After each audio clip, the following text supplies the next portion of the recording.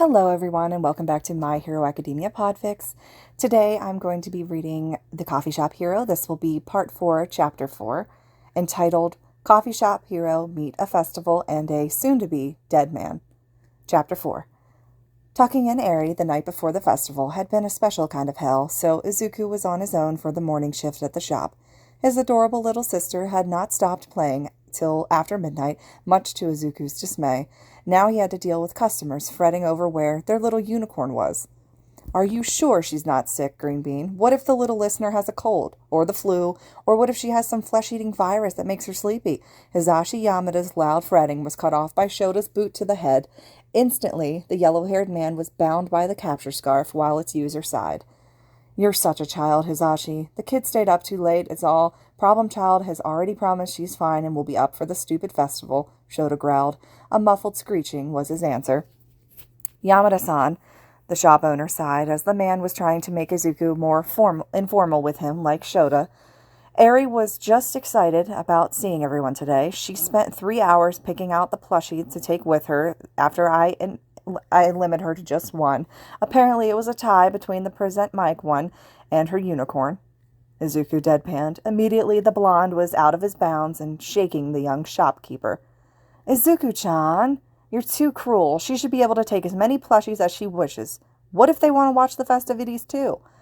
Then they can watch it on the TV while we're gone. I'm letting it stay on despite it being a waste of electricity. Besides, she's taking her unicorn plushie with her. At least she decided on her favorite." Izuku didn't notice Shota's smirk and Hisashi's soul leaving his body. She didn't pick the present mic one," he tried to wheeze out through tears. Izuku just raised a brow. "No, apparently her unicorn is the bestest of the best. It's expected, of course, after all." Here Izuku leaned down to stage whisper. "It was the first animal I ever got her. Eri said that as her favorite person, I get the honor of seeing my gift to her be carted around the festival. Adorable, right?" Izuku gave a shit-eating grin, proud that he was still the coolest, despite Eri now knowing several heroes. If he was a hero, he hoped he'd have been her favorite one as well. Stupid familial privileges. Midoriya, no, Izuku, let me adopt Eri. "Hell no," was the instantaneous reply. "Go get your own sister complex." "So you admit you have one," Shota snorted. "And proud of it. Now take your coffee and shoo." The pair left, one dragging the other in a scarf, making Izuku shake his head. Several customers chuckled at the sight, but didn't comment on the owner's muttering of protection plans against potential sister snatchers. The shop was cleaned and shut, ready to be opened the next day, though perhaps he'd hold a dinner for Shinso and Kirishima if they wished tonight, and Izuku was just tapping his foot impatiently, waiting for Eri. Wearing an old shirt, as he didn't have many instances where he wasn't wearing his work uniform, Izuku made a mental note of groceries that they could pick up after the events. "Eri, come on. We have to leave now if we don't want to be late." "Coming," she shouted, after a moment, and hopped down the stairs. "What are you wearing?" he asked. "Midnight boots, eraserhead pants, and a scarf. And were those yellow swim goggles peeking out?" Present mic, jacket over what looked like one of Izuku's old work shirts, an ectoplasm face mask to the side of a purple wig, and her unicorn stuffed inside his old All Might backpack. She waved at him with her notebook, hands in fingerless gloves that said "manly" on them. Various hero stickers decorated her notebook she was taking. "We're going to see everyone, so I wanted to cheer them on," she said seriously. "I had to wear something from everyone. Kiri-chan and Hito-chan even got me a wig and gloves." Izuku silently held his phone up and took a picture of her. Sliding it away, he moved to pick her up, but Eri's next few sentences made him hug her instead. "I even got my favorite hero here." "Oh, who? Eraserhead?" Only logical, as he had the most being represented, though Izuku was sure present Mike had warmed his way into her heart as well. "No, silly, you, obviously." She pointed to the way too big white shirt and tie, and tears started watering in his eyes. "I'm your favorite hero," he whispered, while hugging her. "Uh-huh. You saved me after all, even if I'm not allowed to tell people about it. You're my hero." They left 5 minutes late that day, but Izuku didn't care as he openly cried. Shota Aizawa was so done with this commentator thing, already planning revenge on his friend for this. They were finishing up lunch in the booth when their phones went off, showing the group chat Nemuri set up with all of them and Izuku. All the teachers, including All Might, Toshinori, Aizawa reminded himself, though Izuku didn't know that, were in the chat save Nezu. It was originally so that the brat could ask for help if need be, but so far it's been used for memes and hell as Nomuri shared pictures of his past that Problem Child had no business seeing. But the picture currently staring at him, it was instantly going in the print and put a copy on his desk folder. "Oh my god, Shota, look at this. Eri-chan looks like me," Hisashi gushed, earning an eye twitch from Shota. "Look closer, idiot. She's clearly wearing more of my outfit." He would deny he sounded smug at that. It appears he was Eri's favorite hero. "Stupid Izuku, he had to ruin it," Hisashi muttered in fake anger. Shota quirked a brow but looked at the messages. Midnight. "Aw, what a cutie. She wanted to dress up for us." Coffee hero. "Yep, my sister says to have a great time and that she'll be cheering everyone on. Even you, Shota-san." Exoplasm. "I approve of her mask." Power loader. "Wait, why don't I have any merch being represented? I thought I was her favorite hero." Stupid yellow rabbit. "I'm sure young Eri has no favorite." Bane of my existence. "No way. Little listener says I'm her favorite, right, Izuku?" Coffee hero. "About that." Midnight. "Rip power loader. I'm her favorite though, right? Or maybe Shota, even if he is a grump." Coffee hero. "She said I'm her favorite hero. She even wore my first work shirt and tie. And don't worry, we've already bought bracelets of every teacher today, so she's wearing your stuff, guys." Attached was a short video of Eri jumping up and down while holding a unicorn-shaped milkshake, screaming, "Nissan's my favorite, best hero, best hero." The chat started blowing up constantly after that. Shota ended up having to take his friend's phone away so they could actually commentate on the festival. The siblings watched as the matches with much cheering and happiness was going on, well, until someone got hurt and then Eri managed to cry.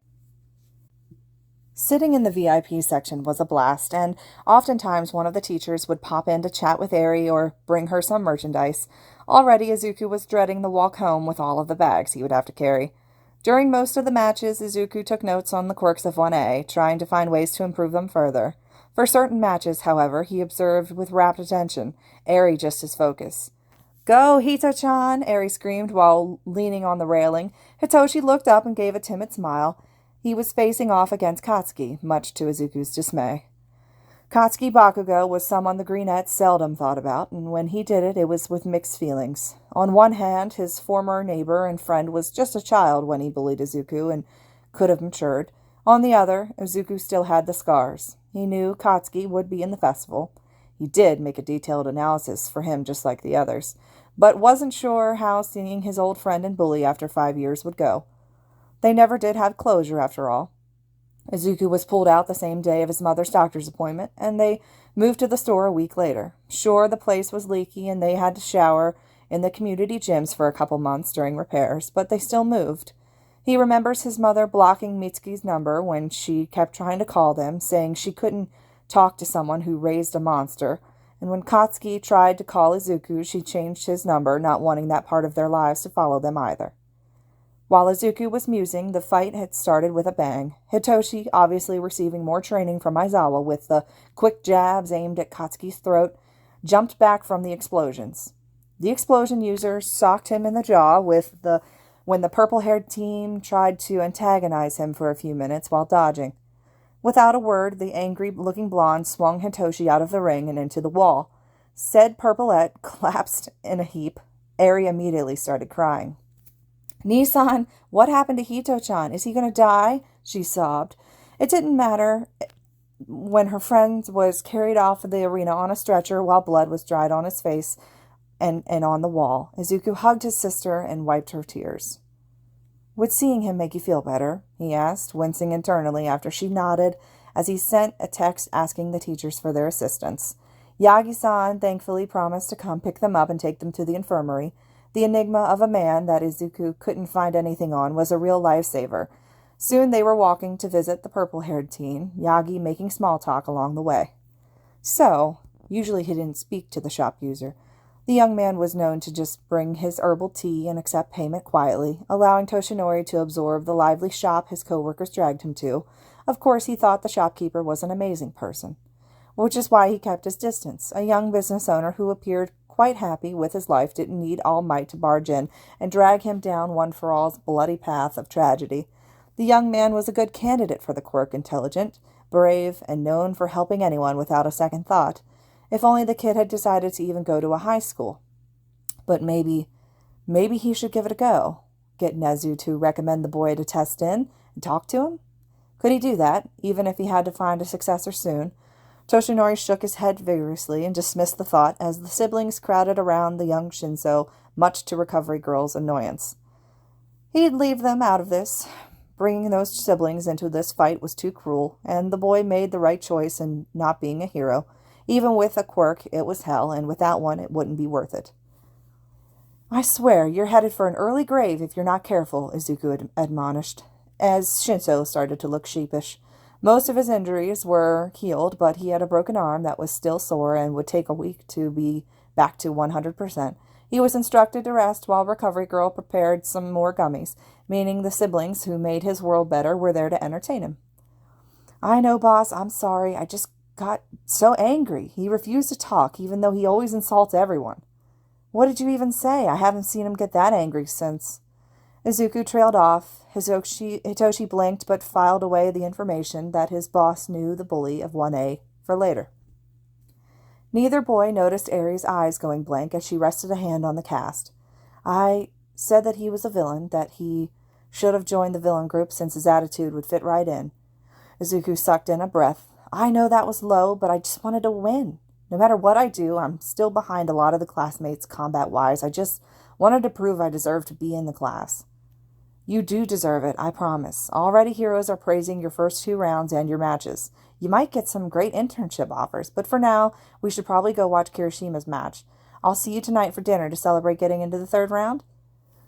Yeah, that sounds good. Ow! A light enveloped Hitoshi's form before receding back into Ari's horn. When it left, Hitoshi was healed, all of his bruises and cuts gone.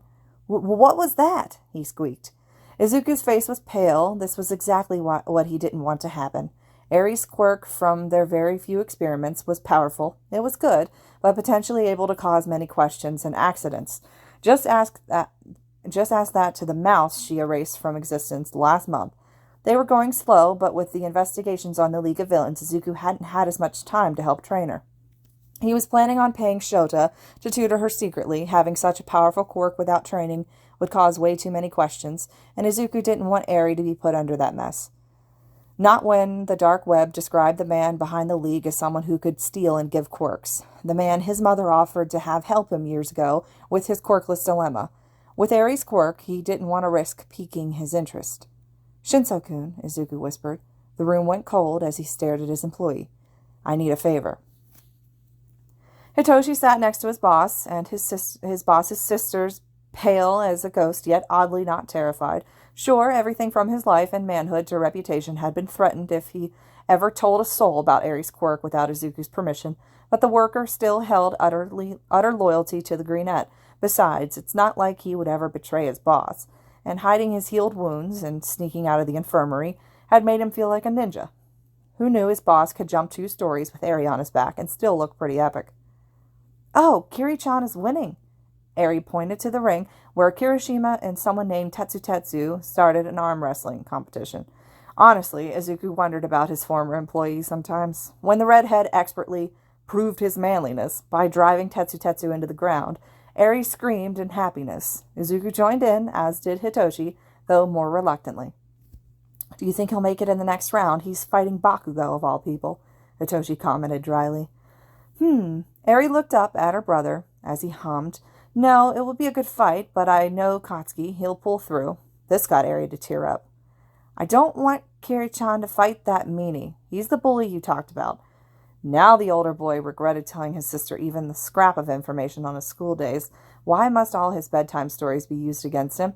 First it was where babies come from, and now she was spilling tea to his worker. Bully? Now Hitoshi was interested. Rarely did Izuku talk about his childhood, much less about bullies.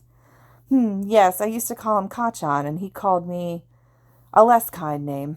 When we opened the shop, we moved, and that was that. He was a bully, but he has potential to be a fantastic hero. I doubt that. He's a violent jerk. Now, just because he isn't likable doesn't mean he's irredeemable. I've known that since the first time he picked on me, and Eri, quit pouting and enjoy the matches. Matches pass quietly as Izuku fills up his notebook with coded analysis on each contestant, knowing Shota would want them later. Hitoshi dozed in the next seat, Eri sitting in his lap with her own book. Hey, Nissan, can you help me do a notebook of that plant girl? I'm no good at it like you are. Izuku smiled in response as he wrote, Of course. Remember what I told you about setting up an analysis page? Start with a bare-bones map of the quirk before you do the small details. Little did the trio know that a certain principal had the booth bugged, finding the entire interaction fascinating. Izuku Midoriya, you have my attention, Nezu smirked from his own booth while sipping his tea. Bakugou blocked Kirishima's attack, sending an explosion to the side as a distraction. His classmate's drive was inspiring, he admitted, even if Bakugou knew he'd come out on top. As he did, like always, he'd beat his opponent into the ground, but like every time since he disappeared, it seemed boring. No one could make his blood boil like him. Nobody dared to look down on Bakugou's power. If only the nerd hadn't left. Katsuki would never admit it out loud, but he secretly wished his old friend was watching him. The finals of the festival sent shockwaves, literally, through the stadium. Bakugou looked peeved when he won against the Todoroki boy, Izuku noticed. When he stood on the stage steaming and spit on the first-place medal All Might gave him, Izuku knew something was wrong. More so than usual, with his former friend turned bully, turned stranger. Too bad it wasn't any of his business, 'cause curse he be curious in his mind. Now it was just Izuku and Eri, the former carrying the latter, and all their bags back to the shop. He had enjoyed himself greatly, as did the younger Greenette, but now it was time for a nap before dinner, with his worker and former worker. It was the afternoon after the sports festival at UA, and Kurogiri cleaned another glass absently, hoping it would get his dark thoughts to go away. Tomura was once again negotiating with some villain for an alliance, this time a rather rude man by the name of Stain. It was rather remarkable, really, that Inko had ever put up with the man during her own colorful past before Izuku was born, even if the man wasn't a murderer then. Or how she could stand dealing with him online. The vigilante was crude, rude, and unintelligent. Kurogiri was just thankful the boy Izuku was never in the shadows like Inko, and he were, or are, in this unfortunate case. Thoughts drifted to Inko's child and how he was running a lucrative coffee shop while raising that orphan child. Kurogiri was just happy that he could help his former friend out one last time, especially after what she did for him 5 years ago, knowing the hell it would bring down on her if anyone ever found out.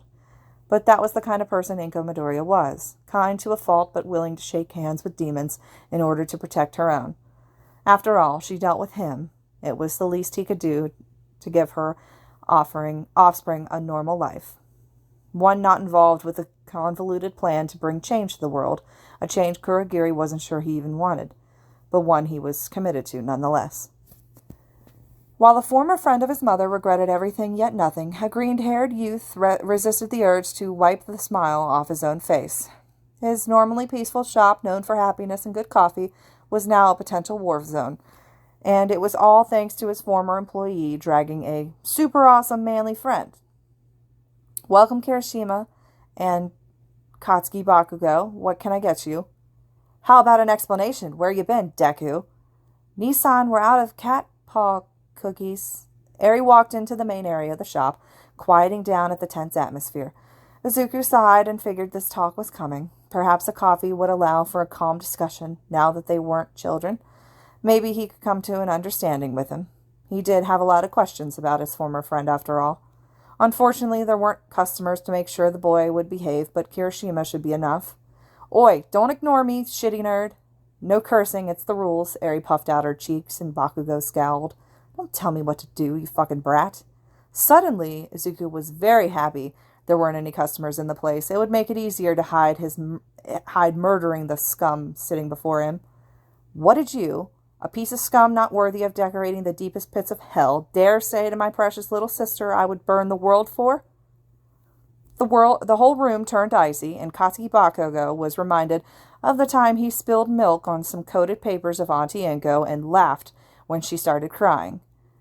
Meanwhile, Kirishima felt the conflicting need to simultaneously call Shinso to prevent a murder of one of his school friends and take Eri to the park before returning with the means to destroy a body.